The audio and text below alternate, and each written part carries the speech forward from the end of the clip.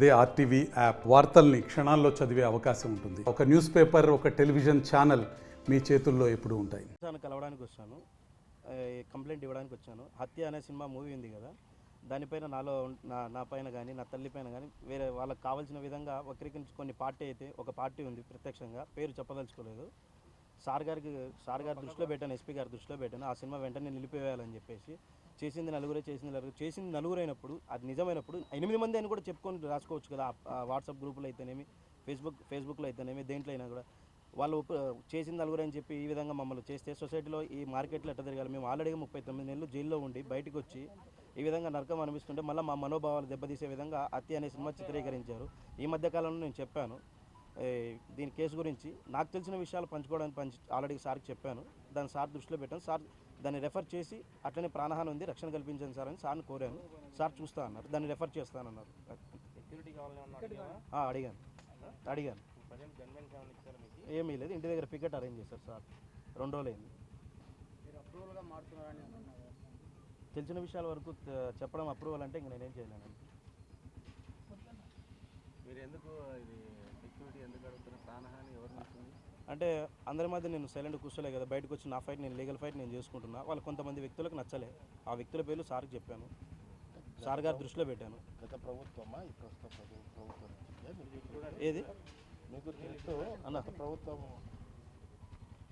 ఏదైనా అంటే చెప్పిన పేర్లు అక్యూజ్డ్లో ఉన్నారా లేకపోతే బయట? అక్యూజ్డ్లో ఉన్నారు, బయట వ్యక్తులు ఉన్నారు, కొంతమంది వ్యక్తులు ఉన్నారు, నన్ను ఇబ్బంది పెడుతున్నారని చెప్పి సార్ గారి దృష్టిలో పెట్టాను. గత ప్రభుత్వం చెందిన వారా ప్రస్తుత గవర్నమెంట్? వాళ్ళే ఉండొచ్చు, వీళ్ళైతే కాదు, వాళ్ళే ఉండొచ్చు. గత ప్రభుత్వం వారే గత ప్రభుత్వం అని నేనేం చెప్పలేదన్నా. కొంతమంది వ్యక్తులు వాళ్ళకి తొత్తులుగా ఉండే వ్యక్తులైనా పార్టీ సంబంధం ఆ పార్టీ అయినా నేను కూడా అనలేదు. కొంతమంది వ్యక్తులకు పార్టీకి ఇవ్వాల్సిన అవసరం లేదు, ప్రస్తుతానికైతే అది జరుగుతుంది. అది సార్ గారి దృష్టిలో పెట్టాను. ప్రాణాన్ని ఉంది సార్, నాకేం జరిగినా వీళ్ళని చెప్పి సార్కి అయితే కంప్లైంట్ చేయడం జరిగింది.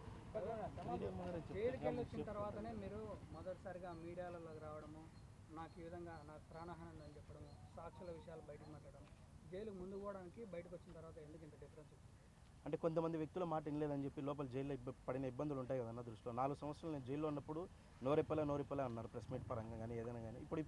ఇప్పుడు నచ్చడం లేదు వాళ్ళకి, జనాలకు కాదు కానీ మా కేసులో ఉన్న వ్యక్తులకు కానీ ఇంకోటి కానీ. అందుకని నేను బయటకు వచ్చి చెప్పడం కరెక్ట్ కాదని చెప్పి వాళ్ళు అంటున్నారు. కరెక్ట్ అని నేను అనుకుంటున్నాను. ఇప్పుడు మా లాంటి సామాన్య కుటుంబాలు దీంట్లో ఇంత పెద్ద కేసులు ఇరుక్కున్నప్పుడు మా ఫైట్ మేము చేసుకోవడం తప్పు లేదు కదా.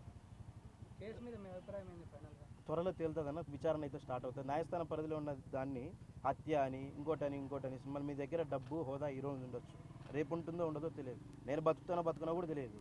మరి అలాంటప్పుడు మమ్మల్ని ఇప్పుడు నా గురించి అంటే ఏమైనా చూసుకోవచ్చు, ఈ కేసులో ఏమైనా రాసుకోవచ్చు వాళ్ళు రాసిన వాళ్ళు.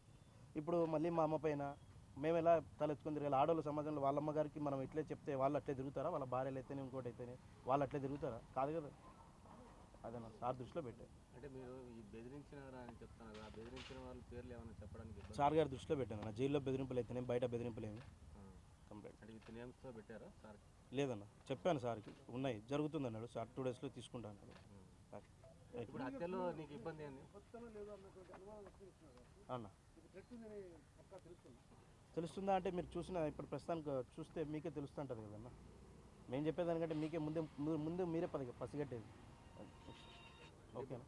ఇప్పుడు ఒకటి ఇప్పుడు జఫీర్ అనేటువంటి వ్యక్తి ఉన్నాడు, ఆయన నాకు ఎవరి వల్ల భయం ఉందనేది ఓపెన్గా చెప్తా ఉన్నాను. అంటే మీరు ఎట్లా ఓపెన్గా మీ పరంగా చెప్పుకోలేకపోవచ్చు అన్న. నేను దస్తగిరి మ్యాటర్ నేను మాట్లాడదలుచుకోలేదు, ఎందుకంటే ఆయన న్యాయస్థానం పరిధిలో ఉన్న వ్యక్తి, నేను న్యాయస్థానం పరిధిలో భిక్షతో బయటకు వచ్చిన వ్యక్తిని, వాళ్ళ గురించి నేను మాట్లాడినాను. సార్కి చెప్పాను, తెలియజేశాను మీడియా ముఖంగా. దీని గురించి ఇది మాట్లాడి మళ్ళీ నేను ఇబ్బందులు పడి ఇవన్నీ నేను తట్టుకోలేమన్నా. ఆల్రెడీగా నేను బయటకు రావడానికి చాలా ఇబ్బందులు పడ్డారు నా ఫ్యామిలీ. ఓకే మీ సామాజిక వర్గం అన్నారు అన్న, మీరంటే మీ సామాజిక వర్గం ఈ హత్య సినిమా ఎవరు తీసుకుంటారని మీకు అనుమానం? ఇప్పుడు గత పార్టీ తీసిందని ఓపెన్గా చెప్తున్నాను. ఓకేనా? మరిన్ని వీడియోస్ కోసం ఛానల్ ని సబ్స్క్రైబ్ చేయండి, లేటెస్ట్ అప్డేట్స్ కోసం వాట్సాప్ ఛానల్ ని ఫాలో చేయండి, అండ్ లింక్ డిస్క్రిప్షన్ లో ఉంది.